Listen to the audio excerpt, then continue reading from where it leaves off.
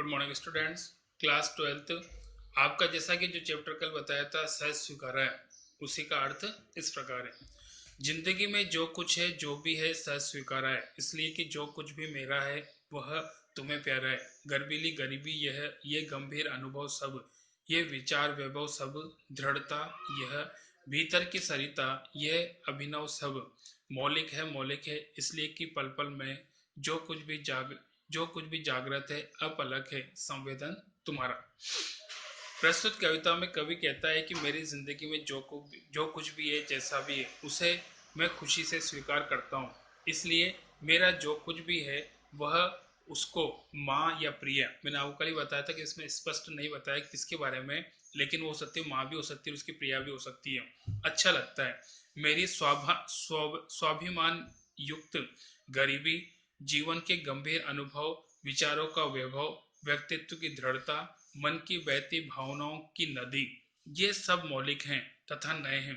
इनकी मौलिकता का कारण यह है कि मेरे जीवन में हर क्षण जो कुछ घटता है और जो कुछ जागृत है, उपलब्धि है, वह सब तुम्हारे प्रेरणा से हुआ है। सेकंड पैरा, जाने क्या रिश्ता है, जाने क्या नाता है, जितना भी उंडेलता हूँ भर भर फिर आता है।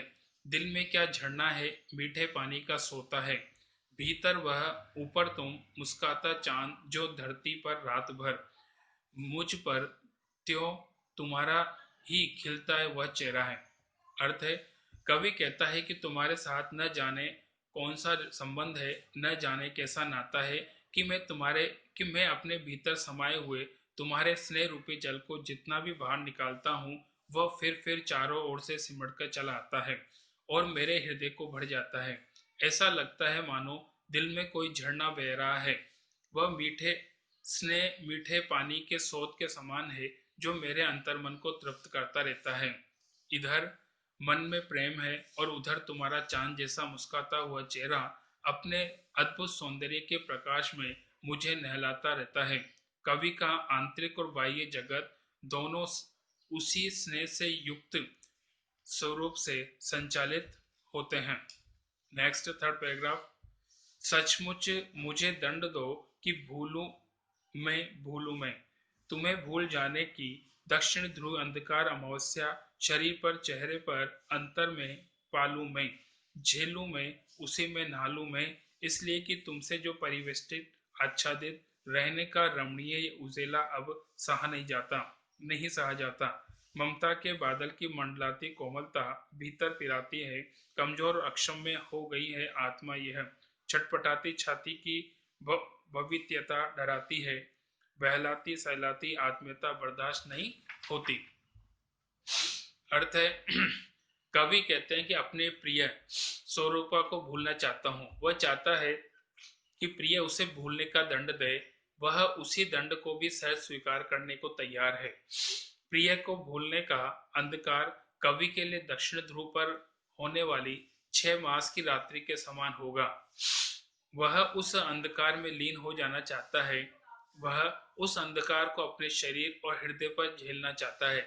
उसका कारण यह है कि प्रिय के स्नेह के उजाले ने उसे घेर लिया। यह उजाला अब उसके लिए असहनीय हो गया। प्रिय की ममता और स्नेह रूपी बादल की कोमलता सदैव उसके भीतर मंडराती रहती है। अब कोमल ममता उसके हृदय को पीड़ा पहुंचाती है। इसी कारण उसकी आत्मा बहुत कमजोर और असमर्थ हो गई है। उसे भविष्य में होने वाली अनहोनी से डर लगने लगा है। उसे भीतर ही भीतर यह डर लगने लगा है कि कहीं कभी भी उसे अपनी प्रियतमा, माँ या प्रिया प्रभाव से अलग होना पड़ा तो वो अपना अस्तित्व कैसे बचा सकेगा। अब उसे उसको बहकाना, सहलाना और रह रह कर अपनापन जताना सहन नहीं होता। वह आत्मनिर्भर बनना चाहता है। नेक्स्ट। सचमुच मुझे दंड दो कि हो जाऊं पाताली अंधेरे की गुहाओं के व्यूरों में, धुएं के बादलों में, बिल्कुल मैं लापता। लापता कि वहां भी तो तुम्हारा ही सहारा है, इसलिए कि जो कुछ भी मेरा है या मेरा जो भी होता सा लगता है, होता सा संभव है, सभी वह तुम्हारे ही कारण कार्यों में घिरा हुआ है, कार्यों का वैभव है। अब तो जिंदगी में जो कुछ भी था, जो कुछ भी है, सच स्वीकारा है, इसलिए कि जो कुछ भी मेरा है वह तुम्हें प्यारा है। कवि कहता है कि मैं अपनी प्रियतमा, सबसे प्यारी स्त्री के स्नेह से दूर होना चाहता हूँ। वह उसी से दंड की याचना करता है।